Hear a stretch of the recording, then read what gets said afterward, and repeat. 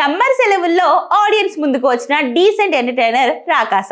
April 3న విడుదలైన ఈ చిత్రం పాజిటివ్ టాక్ తో థియేటర్స్ లో సందడి చేస్తుంది.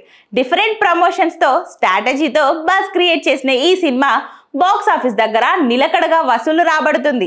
ఈ క్రమంలో ప్రేక్షకులకు, ముఖ్యంగా సామాన్యులకు ఈ సినిమాను మరింత దగ్గర చేసేందుకు మేకర్స్ ఒక మంచి నిర్ణయం తీసుకున్నారు.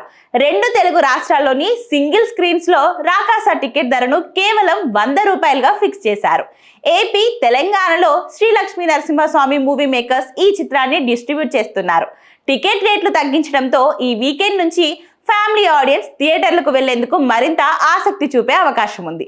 జియో స్టూడియోస్ సమర్పణలో పింక్ ఎలిఫెంట్ పిక్చర్స్ బ్యానర్ పై ఉమేష్ కుమార్ బన్సాల్తో కలిసి నిహారిక కొనిదెల ఈ చిత్రాన్ని నిర్మించారు.